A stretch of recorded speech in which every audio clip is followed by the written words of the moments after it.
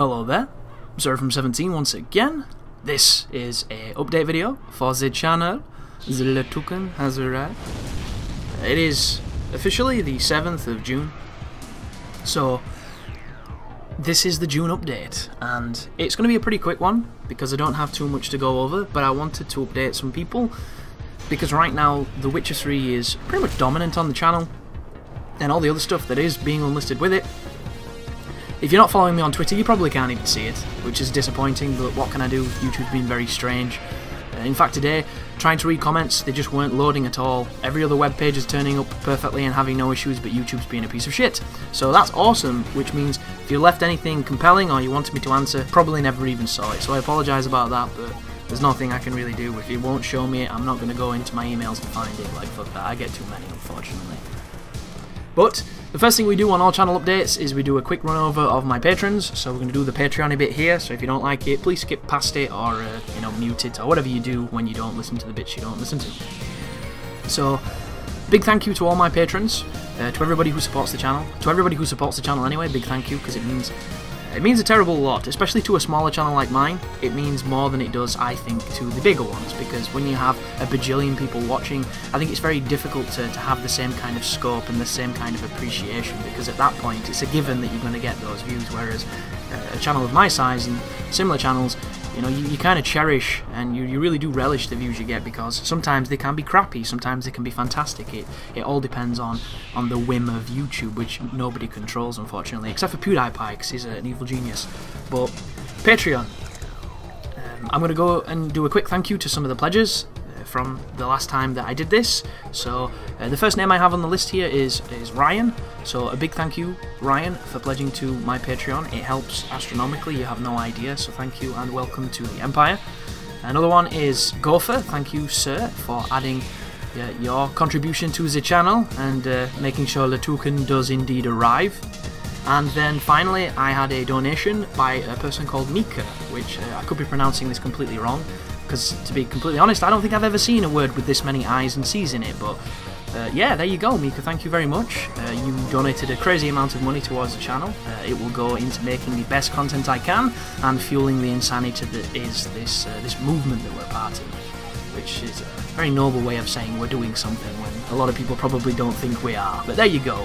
So a nice quick Patreon section there. Big thank you to everybody who's just showing their support, even if it's just liking videos, even if it's just, you know, watching videos or telling your friend that you know, there's this dude that I listen to that you might like. You know, it all really helps. It's kind of that thing. I'm a bit like a plasterer like that, only nowhere near as well paid, but it works, it helps, it's awesome, and I'm appreciative of all of it.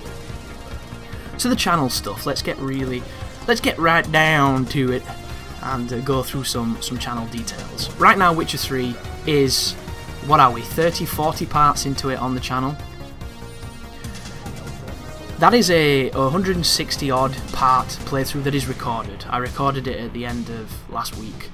It was epic, it was amazing, I had a ton of fun, and I hope that the people that stick with it and see it for what it is enjoy it to the best that they can, because I think you're in for a really good treat there.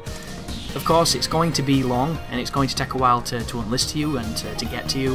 What I'm going to do is I think I'm going to up it to 3 videos a day for that specific project, but I think I'm going to space it out a little bit because I need to start finishing some of the other things to free up space on my hard drive for Arkham Knight, which is the next thing I'm covering, and it comes out on, I think, the 23rd of June. So we've got a period of time now where I can get on top of everything and I can get it pushed out and hopefully thin up some viewing space for different things, because as much as I love The Witcher 3, the numbers are doing fine, but they're not doing great, and I completely 100% understood that that was the way it was going to be, because it is quite an eclectic RPG, and it's very set in its own way.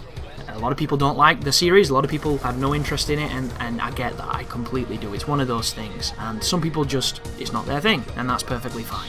So I need to try and balance this and offset this with something that is their thing, which leads us to the discussion of what I'm going to speak of now. I have recorded a Bloodborne walkthrough. I recorded it before I went to Blackpool, which I went at the start of last month. And I do have a Blackpool video coming, guys, but it's just backlogged with all the Witcher stuff. It's just going to be me going over the events of what I did over the weekend and sharing some stories and what have you. It should be a fun video, I hope you look forward to that one.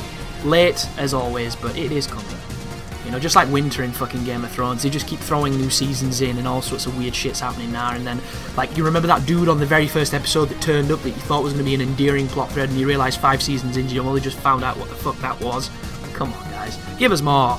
But it's that kind of deal. Anyhow, the Bloodborne walkthrough is base vitality, no healing, and I'm using just weapons that are not necessarily optimised for the stats and things. That wasn't intentional. I'm not trying to do a challenge run of any sorts. I just wanted to do a fun run and kill some bosses, and that's exactly what I do in it. However, I'm going to try and impart as much information as I can to the player to help them who are struggling. And obviously, I've mentioned this before, but it'll be a case of me saying, if you want to shit stomp this, do it this way. If you want to see something silly and fancy, then watch this. Or in some cases, not fancy, just silly, depending on what it is.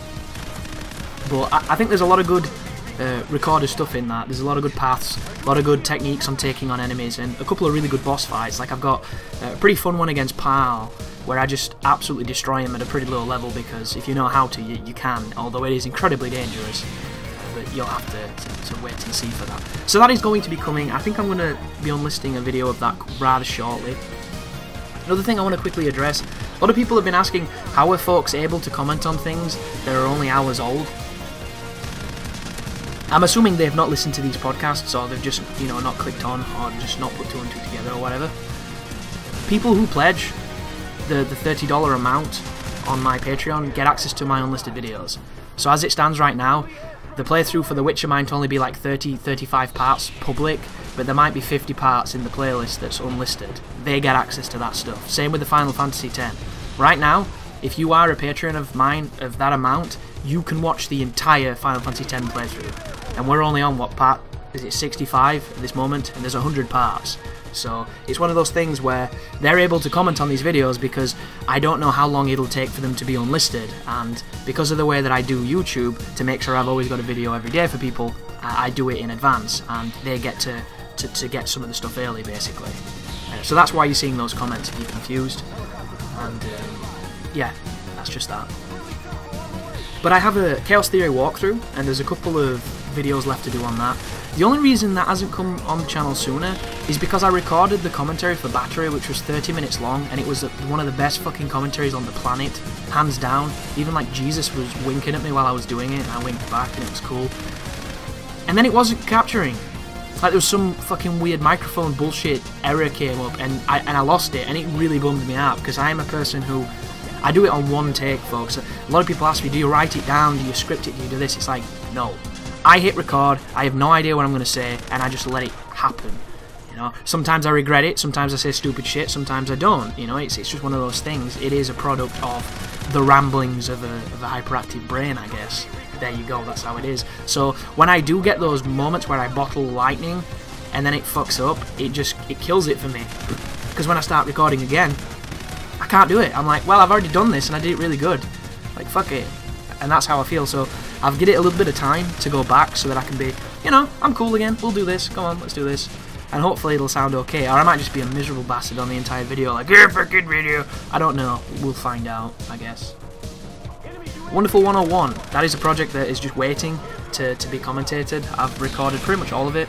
There's only a couple levels left, but if you saw it when it was airing on the channel, it was absolutely heartbreaking because nobody was watching it. The videos were getting like 100 to 200 views. It was truly, truly gut-wrenching because that is probably one of the best games I've got on my channel. Like, gameplay-wise, mechanics-wise, it's sharp, it's polished, it rewards skill, it rewards mastery, and there's a massive skill ceiling between somebody who writes a review on IGN, says that it doesn't work really good, towards somebody who knows what they're fucking doing and shows that it works just as good as it possibly could, and you were shit at the game. So there is that, but nobody watched it, very sad, but it's still going to come, and hopefully it'll rejuvenate the spark and somebody will be like, well, this looks cool, let's check it out. And then Birth by Sleep. I have both Terra and Aqua's projects completely recorded. I have Aqua's completely edited, and half of it's commentated, so there's going to be more of that coming to you. The problem that I had with this particular series is there was just too much Kingdom Hearts at the same time constantly, and people got burnt out on it. You know, it's not one of those things that anybody's really roaring to watch, except for, you know, your hardcore Kingdom Hearts guys. And it had a good stint on the channel where it was nothing but, so I'm going to give it a little bit of break, revitalise it, and then reintroduce it, and hopefully it'll do better. And then of course there's the Executioner's DLC. I recorded it a few days back. It is going to be one of the simplest projects you could ever undertake. I use the rocket launcher on every boss except for 2, and everything else is just me smacking things with the hammer. Like, it's really not difficult to no damage that. What would be difficult is if you did it off a fresh save, then it would be insanely difficult. And because I don't really want to play the Executioner DLC too much, I chose not to do that. But instead I've got a really concise, really efficient way of getting you through, and it doesn't even rely on having the unlimited ammo. You can literally play through that twice and have enough money saved up to buy rockets to do the strategies, because I'm not frivolous with them, except for the one rocket launcher Sadis, which went horribly, but I'll explain that in the video. So that is coming very shortly. It might only be 2 to 3 videos, it's not very long at all. It took me 30 minutes to do it. And one of them was I killed the Amalgam Alpha by hitting cars back at it. Because it's a really fun strategy, and it's one of the bosses that works really well, which is why I didn't shoot it with a rocket launcher. But that's something to look forward to anyhow. I'm just going to check my list here to make sure I didn't forget anything. No, it looks like we're good. And then of course, Arkham Knight begins. That will not be a playthrough, guys, that's a walkthrough. I'm going to go straight into the walkthrough with it and have some fun with that. Other things to discuss. Witcher 3 has 2 planned DLCs. 2 pretty big ones as well. One of them is based in Toussaint, or Toussaint, I don't really know how you pronounce it. It's the place that you've not been to yet. It's a completely new area that's made for the DLC exclusive. And it's going to be following, you know, interesting new weapons, interesting new monsters, quests and armor and things. So I'm super excited for it. We're going to take the file that I beat the game with, and we're going to attack it with that. So I'm not going to play on that file anymore. I'm going to save it for those, and they will be blind and live and first time, or whatever you want to call it. I'm going to just download the DLC and we're going to roll, we're going to see how it works. It might be good, it might be bad, but we will see. That is definitely getting covered. So excited to play more stuff in that game. However, I'm giving Witcher 3 a bit of a break at the moment because I played it a lot. I did a lot in that game, folks. At this moment in time, I'm currently running around trying to beat everybody at cards with a base Gwent deck, and it's absolutely insane. So insane that I'm probably going to share some videos because I think it might be a cool idea for people to try and do the base Gwent deck. But you've got to be warned here, folks. The highest level card you have is got 6 strength. You have no decoys. You have no way to reinforce anything outside of 2 effect cards. And you have a lot of wands. It is really brutal.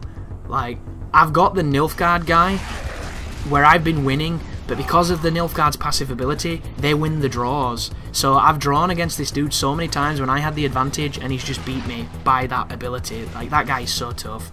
And he pulls out perfect cards when he needs them as well. His deck is really stacked. And he's not even the hardest one. Like, Passiflora, good god. The woman in Passiflora is probably the best Gwent player on the game. Like, I can't even imagine it. But I'm going to try, and if it's entertaining, I'll show you, but you might not see that. And then the Bloodborne DLC. I don't know if you saw I don't know if it was an announcement, I don't know if it was an interview or what, but apparently there will be DLC for Bloodborne. I know it's kind of obvious, but at the same time, this is a dev that said that they weren't going to do DLC and then look at, you know, Prepare to Die edition. So, Bloodborne's getting something. I have no idea what it is, I have no idea what time it is, but I'm definitely going to be checking that out. And there's going to be other Bloodborne projects happening on the channel because I'm going to do a boss series that I'm really excited to start, and I'll probably end up trying to do like a restricted no damage run on maybe a base class that's not the level 4 one. I don't know, it might be the blood level 4 one, I'm not too sure, we'll see. I'm going to try and do as much as I can with Bloodborne because I really enjoy it and I want to support it. And a lot of people want me to do PvP, but at the moment it's kind of my last priority because A, I have to pay for it, and I'm just not that interested, guys. When I tried it, when I did have it, it was dead. And I appreciate that they've fixed the online so that it's meant to function better, but I don't see that many people doing it. So, has it fixed it that much, or are people just not playing? I don't know, I don't really have any experience, but I am excited for it. I'm just not that bothered at the moment, as sacrilegious as that sounds. So we'll move on now to a little bit of news, and then I'll wrap up, because a lot of people have been asking me about these things, so I need to address them. So the first one is Fallout 4. Fallout 4 finally got some kind of announcement other than the bullshit and the hype and the fake, you know, this is the website, we made the game, no you didn't, you're a liar. Like, it's a thing, it exists, it's coming out, you know, in 25 years or whatever, 2016, 2015, I don't even know. All we know, it looks like Fallout. we knew it was coming. It could be a fantastic game. It could also be safe as shit and no different from the other Fallouts. I have no idea what this is going to be. I have every faith in the people who make them, and I know that they're going to make something great. The question is, how great will it be? So, I didn't like Skyrim. I didn't like Oblivion. Fuck, I didn't even like Morrowind. I've never been a fan of those games, but I fell in love with Fallout because it was my Mad Max kind of thing. It was the dystopian future, it was guns rather than swords and magic and shit. That is my, you know, ballpark. I like that stuff, I do, and I've said this before. I am excited, but at the same time, I don't know what they're going to do to make it better and more interesting, because it's set in Boston, I think they've mentioned. It's a wasteland, you know. At this point, we almost know exactly what it's going to be, so I'm super stoked to see it be different and for them to prove me wrong. And the one great thing about Skyrim is that all the improvements in that engine are all going to be improvements in the new Fallout, and then they're going to build on top of that, so they could really have some super cool, super interesting systems happening. And if they make the shooting better, it could be fantastic. Because VATS is great, all the story stuff and that is great, but when it comes to actually shooting, it's like the sword playing in Oblivion and what have you. It just doesn't feel good. It doesn't shoot where it's meant to shoot because it's based off of numbers. It's like the worst first-person shooter in the world, but in the best world. Like, it's that weird conceit. It's like Witcher, you know, great world, great mythos, shitty combat. Like, it's just that price you have to pay for that kind of vision. And it's unfortunate, but I'm excited, and I want to be proven wrong. I want to be completely revitalized, but right now, I can wait. I can healthily wait for it, and I think it's going to be great, so fingers crossed. The next one is Street Fighter V. I've been watching a ton of Street Fighter V stuff, all the analysis videos by, is it Vesper Arcade, I think he's called. He went over Charlie's video, or Nash, depending on what name you use, and he went over the Bison one. I don't know about your guys, but I have no interest in Bison whatsoever, but watching him in Street Fighter V, he looks like the coolest fucking thing on the planet. Everything they've shown about that game, except for Chun-Li and Ryu, looks really cool. I find it hilarious. Charlie looks great, looks amazing. I saw him doing all his teleport mix-ups with the sonic booms and all those crazy kicks that look like bloody, what's that guy called from Capcom vs SNK 2, that super hard boss guy, like God Regal or something? He looked like he had a move like that, dude. He looks so good and so cool, and then you watch Ryu, and he looks like an old fucking man doing shitty moves. Like, his animations looked bad, everything just looked not so great, and then Chun-Li was just Chun-Li, only difference being is she's got all these crazy juggles now, because apparently you can hit people in stun states when they're in the air, rather than not being able to do that, which I'm super excited for, but hopefully it won't go Marvel-esque and just become ridiculous, which I don't think it will, but that just looked crazy. But then Bison turns up. Bison looks so good, dude. He's got a crazy dash that's like a teleport. He's doing all kinds of purple energy stuff, and he's got a coat that's really long and it flows. It looks nice. That game looks really, really good. I'm excited to see it. However, it's PlayStation 4 exclusive, which means I'm going to have to get a fight stick for it, because there's no way I want to be playing these games on pads, because the whole allure of fighting games is I get to use this pretentious controller and be like, yo dog, I'm a fighting game player, and feel cool. And sticks are not cheap, and it sucks that you can't have a universal cable that makes them plug into everything like fucking Game Boy Colors and that, but they don't, because of course Mad Catz likes money. So if I can get a stick for it, I am going to be there day one, exploring all the characters, trying to find a main, you know, doing my best to find links and mechanics and stuff, and checking the forums, being on event hubs and watching the streams and shit, and just being really deep in it. And who knows, maybe I find a character I really like, maybe I go online quite early, I've got shitty fundamentals from Street Fighter 4, and I end up, you know, carving my way through and getting really into ranked or really into playing it. It would be great, but at the moment, I have no idea, guys. I would love to play it, but once again, no stick, probably not interested. However, I think it looks great, and it's the first Street Fighter game for what? Is it 8 years? Something like that. It's been a long time, and don't count all the different iterations of fucking Street Fighter 4, because that's just bullshit, dude. Utter bullshit. However, if it wasn't for Seth, I probably wouldn't play Street Fighter 4, so there's that interesting thing of, like, the reason I'm playing this fighting game is because I really like my character, I like his moves, I like everything about him, even though he's kind of like a generic bald dude. And if there's no chance that Seth's going to be in Street Fighter V, even though I would love for some kind of stupid story thing where obviously Seth is one of those clone bodies for Bison. Like, one of the clone bodies got, you know, picked up by the good guys and they reprogrammed it to be good or whatever, so there's a good Seth on the good guy's side just for an excuse to get him back in the game. That would be great. However, Seth is one of the most hated characters in Street Fighter 4, so I really don't see it at all. However, I'll be very sad, regardless, because I want him in, it's too good. But that is Street Fighter 5 anyhow. Finally, Dark Souls 3. So there was some information leaked about this that I'm going to go over in a separate video a bit later, guys. I'm just going to give you my overall thoughts because a lot of people have been asking me. I had two responses to this. I call it the Assassin's Creed response and the Dark Souls 2 response.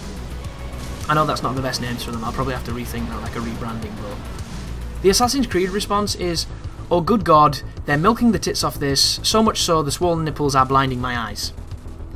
And that makes me very sad. That was my first initial response, because I never saw the Soul series as something that was sequely and that was annualized and coming out every year. And if you think about it, we had Dark Souls 2, then we had Bloodborne, then we had Scholar of the First Sin, and now, potentially, next year, we're getting Dark Souls 3. And that's a little bit too convenient for me. That's a little bit too, okay, we've queefed it off the assembly line, pack it, send it out, ding dang do. And that rubs me the wrong way. Because even though Demon Souls and Dark Souls, very similar games, very similar philosophy on game design, very different games. And also, enough time in between them to truly appreciate them. And that's what we're not getting. I don't think we're getting the respite needed for this. And the last thing I want right now is fatigue on a series I love. Because I'm already so fucking fatigued. I'm practically like horizontal. I've got narcolepsy at the measure of fatigue I have for certain areas of gaming at this moment. It's borderline lethargic and just ridiculous. So that made me really sad. But then I started thinking, what if it's really, really good? What if it's what I wanted Dark Souls 2 to be? What if it's just an extension of what made the first game great and everything else complementing it? Like, I know I'd play it, and even if it was bad, I'd still play it, but I tweeted about this saying that they're treading on my dreams, and it was just an excuse to quote, but it's true. Dark Souls 1 is one of my all-time favourite games. I think it's one of the best games ever made. Dark Souls 2 isn't. Dark Souls 2 is a great game, but I have colossal issues with that game. And I'm saying it right now, the biggest rumour mill that's happening around Dark Souls 3 at this point is that apparently Miyazaki's doing it, which is a game changer.